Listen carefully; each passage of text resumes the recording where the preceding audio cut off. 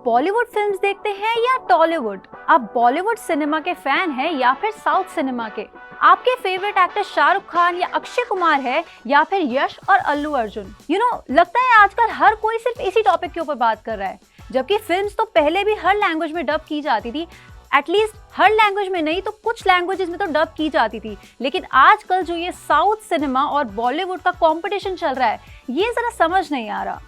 अब देखिए, ये सही है कि पुष्पा, केजीएफ और बाहुबली जैसी फिल्म्स ने सिनेमा का व्यू पूरी तरह बदल दिया है और इसमें कोई डाउट नहीं है। और ये भी सच बात है कि पहले के टाइम में, कुछ साल पहले, हमें इतना नहीं पता होता था साउथ फिल्म एक्टर्स के बारे में जितना हमें आज पता होता है। बट ये जो बॉलीवुड वर्सेस साउथ सिनेमा का डिवाइड है, ये कब, कहाँ और कैसे आया, इसका हम में से किसी को भी कोई अंदाजा नहीं था। अभी कुछ ही दिन पहले अजय देवगन और कीचा सुदीप के बीच में एक ट्विटर वॉर हुई थी, जिसमें कीचा सुदीप ने कहा कि हिंदी हमारी नेशनल लैंग्वेज नहीं है और इसलिए बॉलीवुड एक्टर्स आज के टाइम में स्ट्रगल कर रहे हैं ताकि वो लोग अपनी फिल्म्स को डब कर सके तेलुगु और तमिल में। जिस पर अजय देवगन ने करारा जवाब दिया और कहा, हिंदी हमारी नेशनल लैंग्वेज नहीं है, उसके बावजूद साउथ फिल्म्स को हिंदी में डब किया जाता है। अब ये वॉर हम में से किसी ने भी एंटिसिपेट नहीं की थी, लेकिन इसके बाद बहुत सारे मीम्स बने, बहुत सारे ट्रोल्स हुए और इंटरनेट पर हर जगह, चाहे इंस्टाग्राम हो चाहे ट्विटर हो, हर जगह फैंस बट गए between Bollywood and south cinema. अब इस डिबेट के ऊपर अक्षय कुमार ने भी इस बात पर कमेंट किया है, जो आजकल अपनी फिल्म पृथ्वीराज को प्रमोट करने के लिए इवेंट्स अटेंड कर रहे हैं, इंटरव्यूज अटेंड कर रहे हैं। उन्होंने कहा है, आज का हाल वैसा ही है जैसा अंग्रेजों के टाइम पर था, जिन्होंने इंडिया को अलग अलग भागों में डिवाइड कर दिया था, north India, south India, east India, waste India, और आज के टाइम में भी यही हो रहा है। तो इसलिए आप लोग अंग्रेज मत बनिए।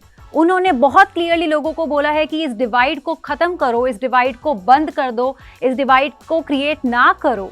अक्षय कुमार ने यह भी कहा है कि उनको इन सब बातों से कोई फर्क नहीं पड़ता और वो सिर्फ इस बात पर ध्यान देते हैं कि उनका बोलने का तरीका कैसा है और उनकी खुद की सोच कैसी है, जिन पर उनका गौर हमेशा रहता है। इनफैक्ट अक्षय कुमार ने तो ये भी प्रे की कि जिस तरह से साउथ की फिल्में आज के टाइम में सक्सेसफुल हो रही है, वो चाहते हैं कि आने वाले टाइम में बॉलीवुड की फिल्में भी इतनी ही हिट जाए जैसी साउथ की फिल्में जा रही हैं।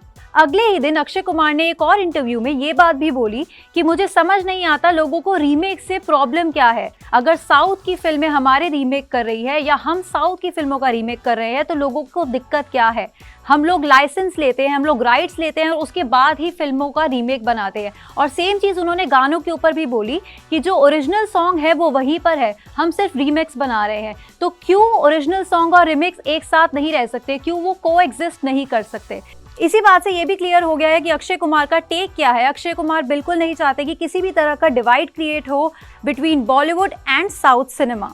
अब खुद ही देख लीजिए, oh my God actually Bollywood में बनी, लेकिन उसका रीमेक बना साउथ में and it became a huge hit. वैसे ही साउथ सिनेमा की फिल्म राउडी राठौर का रीमेक बनाया गया बॉलीवुड में और वो यहाँ पर हिट हुई।